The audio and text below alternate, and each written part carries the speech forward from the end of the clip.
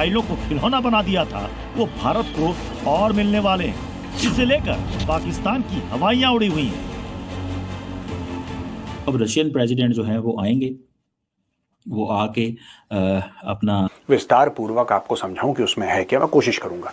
वो डॉक्यूमेंट मैंने पढ़ी दोस्तों, और 2-3 चीजें मुझे बड़ी हैरानकुन लगी। और क्यों अमेरिका ने इस बार ज्यादा कुछ नहीं बोला, हल्की फुल्की सी किसी ने कुछ बोल दिया, कोई मेजर रिएक्शन अमेरिका की तरफ से नहीं आया, कोई मेजर रिएक्शन यूरोप की तरफ से नहीं आया। ये हुआ क्या आखिर?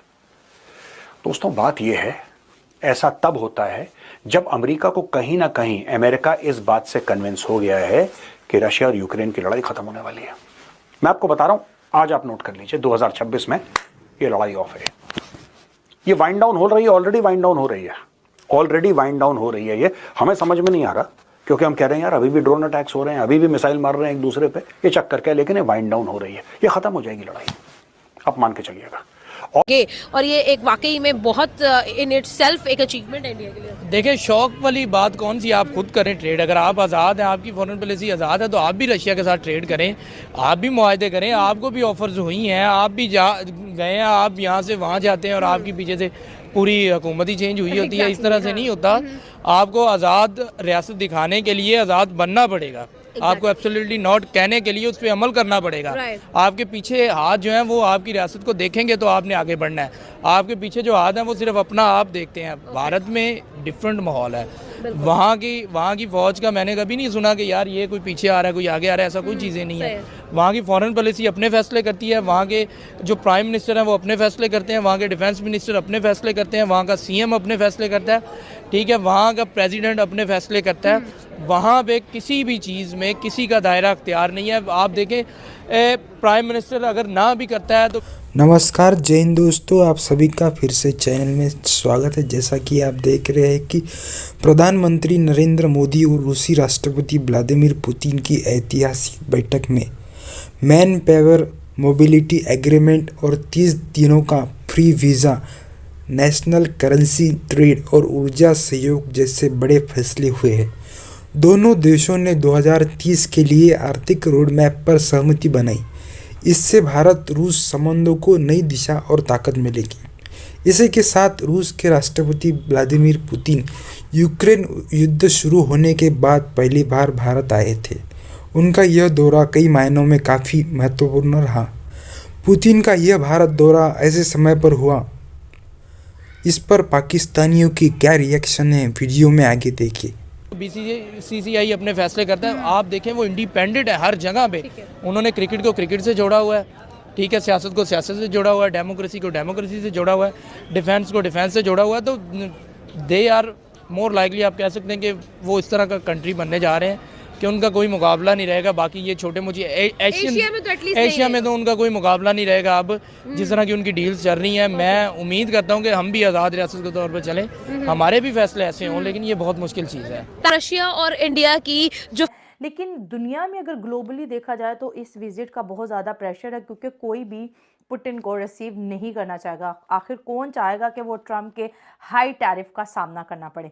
यहाँ पर अगर एज अ पड़ोसी मैं बात करूँ, एज अ पाकिस्तानी मैं बात करूँ, तो हम देखते हैं कि रशिया के साथ हमारी भी बहुत अच्छे टर्म्स हैं, लेकिन मुझे नहीं याद कि रशियन प्रेसिडेंट जो है कभी हमारे कंट्री आए हों, और अगर वो आने का सोचें भी तो हमारे कुछ इतने ज़्यादा कॉम्प्लिकेशंस हैं पॉलिसीज़ या नेशनल सिक्योरिटी के पॉइंट ऑफ व्यू से कि हम उन्हें रिसीव नहीं कर सकते। इतने तो रोला पै ना कि भाई पुतिन को पाकिस्तान ने कैसे रिसीव कर लिया। सो ये चीज़ें हमें देखनी चाहिए और इससे सीखना भी चाहिए। कारपूल डिप्लोमेसीज़ की अगर हम बात करें और आगे थोड़ा बढ़ें तो हम देखते हैं कि जब वज़ीर आज़म उनको अपने घर लेके पहुंचते हैं तो वहाँ पर न सिर्फ इंडियन रशियन फ्लैग नज़र आते हैं, बल्कि वो एक लाइटिंग भी इस तरह से उन्होंने ऑर्गेनाइज़ की हुई है जो कि इंडिया और रशिया की दोस्ती को इनलाइटेंड करती है, प्रोटेक्ट करती हुई नज़र आती है। और जो कॉरिडोर में दोनों लीडर जो हैं बातें करते हुए गुजरते हैं, तो ये चीज़ें जो है इंटरनेशनली बहुत ज़्यादा जो है अहम समझी जाती हैं और इसके ऊपर बात करेंगे। और डिनर के ऊपर कौन कौन से खाने जो है पुतिन को सर्व किए गए, डिनर के ऊपर क्या बातें हुई, क्योंकि ये भी अब सामने आ गई, ये भी आपसे डिस्कस करेंगे। कि स्ट्रैटेजिक सिक्योरिटी के लिए जो उचित है और जो आवश्यक है वो उन्होंने किया है, और ये सिर्फ प्रधानमंत्री मोदी कर सकते थे। उतना गट्स चाहिए। आज भी वो प्रधानमंत्री राष्ट्रपति पुतिन के सामने बैठे हैं, उन्होंने कहा कि भारत को अगर दुनिया ये समझती है कि भारत तटस्थ है यानी न्यूट्रल है in the matter of conflict between Ukraine and Russia, then the world has got it all wrong. India is not neutral. India has a side, and that is a side of peace. तो उन्होंने कहा हम शांति के साथ हैं, हम कोई तटस्थ नहीं है। ये उन्होंने पुतिन साहब के फेस पे कहा। अब आप क्या समझती हैं? आप पुतिन साहब की स्माइल देख रही थी भाई? बाकी लीडर्स के सामने वो जाते हैं तो उनका एकदम स्ट्रेट रहते हो। ये प्रधानमंत्री मोदी के अपनी कार में बैठे, स्पेशल कार मिलाई गई व्हाइट कलर की, और उसका जो नंबर भी था वो महाराष्ट्र का था। तो ये आप सोचिए कि आपने नंबर भी देख लिया गाड़ी का? आके फोड़ लेते, हम नंबर दिख रहा था तो क्या करते? नंबर छिपा के कहीं लगाया था क्या? साहब गाड़ी थी, नंबर दिखा, सारी दुनिया में नहीं चल रहा है। आजू जी आपको क्या हो गया? ऐसी तो पहले ना थी। बावली से नहीं, मैंने कहा कि आप इतने गौर से देख रहे थे कि आपने नंबर भी नोट कर लिया। अरे गौर से नहीं भैया, जो दिख रहा था पूरी गाड़ी में, नंबर प्लेट पे भी आदमी की निगाहें जाती हैं। आज लग रहा है लिटिल हो गई है। अजीब अजीब बातें कर रहे हैं हम। तोबा हम कोई लिटिल कुछ नहीं करते। अस्तगफुरुल्लाह, हमारे घर में ये नहीं होता। लेकिन फिर भी मुझे हैरत हुई कि इतनी बड़ी गाड़ी में आपने नंबर भी नोट कर लिया। मेरा ध्यान तो नहीं जाता गाड़ी के नंबर दुनिया में चल रहा है। और देखिए अब ना प्रधानमंत्री मोदी ने एक नई शुरुआत कर दी है जी, और वो है कार डिप्लोमेसी। पहले हग डिप्लोमेसी हुआ, अब कार में कि जी चलो हटाओ यार, झंझट खत्म करो यार, पुतिन साहब आओ हमारी गाड़ी में बैठो और सर ये तो इमरान खान पहले ही कर चुके हैं हमारे यहाँ। इमरान खान ने वो MBS को नहीं गाड़ी में लेकर घूमे थे, वो नहीं गए। फिर आपने G20 समिट का जिक्र किया जो कि इंडिया में हुई 2023 के अंदर, उसमें प्रेसिडेंट पुतिन ने आना था, वो नहीं आए। क्यों नहीं आए? कि जी वो इंटरनेशनल क्रिमिनल कोर्ट ने उनके वारंट इशू किए हुए थे। हालांकि इंडिया जो है वो ICC का मेंबर नहीं है, रुकन मुल्क नहीं है ICC का। सो अगर प्रेसिडेंट पुतिन आ भी जाते इंडिया तो वो सेफ होते, कोई इतना बड़ा इशू नहीं होता।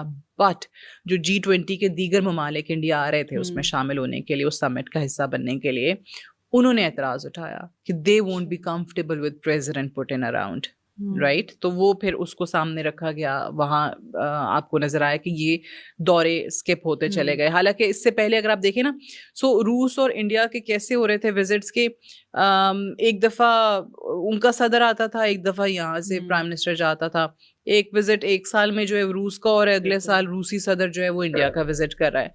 फिर ये सिलसिला रुक गया और अब 4 साल के बाद ये बहाल होता दिखाई दे रहा है। अच्छा, इसमें मसला कोई नहीं है, दोनों ममालिक के पहले